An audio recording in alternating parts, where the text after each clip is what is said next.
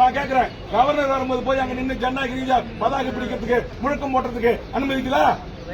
கடந்த காலத்தில் அனுமதிச்சிருக்கீங்களா? அப்ப அதிமுக உறுப்பினர் தினந்தோறும் பேரவைத் தலைவர் முன்பாக வந்து உட்கார்ந்து மறியல் பண்றாங்களா இல்லையா? முழக்கம் பண்றாங்களா இல்லையா? அது மரபு விதி செய்யலாம். தகராறு பண்ணல, எந்த வம்பு தும்பும் பண்ணல.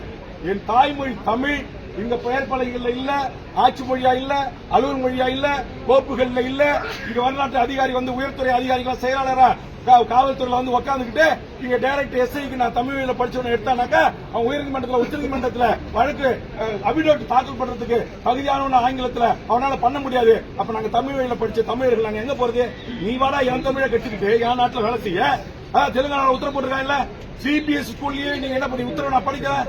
27 இணையத்தில் தட்டி பாருங்க. அந்த உத்தரவை காட்டி நான் பேச போராடுறேன், பேச அனுமதி கேட்கிறேன். அனுமதி மறுத்து நான் தகராறு செய்கிறேன்னு சொல்றாங்க.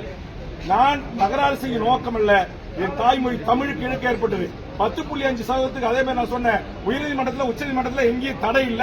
அதனால மாண்புமிகு முதலமைச்சர் சாதிவாரி கணக்கெடுப்பு நீங்க நடத்தலாம். எல்லா சாதிகளுக்கும் அவர்கள் எண்ணிக்கை ஏற்றவாறு இடஒதுக்கீடு வழங்குன்னு நான் சொல்றேன். இதை சொன்ன சேகர்பாபு எழுந்து கத்துறாரு. எதுக்கு எழுதுதான் நீனே எழுந்து பேசுறேன். நான் கேட்கிறேன், அங்க அந்த பக்கம் துணை முதலமைச்சர் உட்கார்ந்துருக்காரு, இத்தனை அமைச்சர்கள் இருக்காங்க, யாருக்கும் வராத கோப்பம் ஏன் சேகர்பாபு வருது? என் தாய்மொழியை குறித்து நான் பேசுகிறோம். உங்களுக்கு என்ன பிரச்சனை? என்ன பிரச்சனை உங்களுக்கு சேகர்பாபு அவர்களே? என்ன பிரச்சனை? 10.5% சாதி இடஒதுக்கீடு உச்சநீதிமன்றத்தில் தடையில்லைன்னு சொல்றது உங்களுக்கு என்ன பிரச்சனை? சாதிவாரி கணக்கெடுப்பு நடத்தி தமிழ் சாதிகளுக்கு அவர்களுக்கு எண்ணிக்கை ஏற்றவர்களுக்கு இடஒதுக்கீடு கொடுக்கின்றதுல உங்களுக்கு என்ன பிரச்சனை?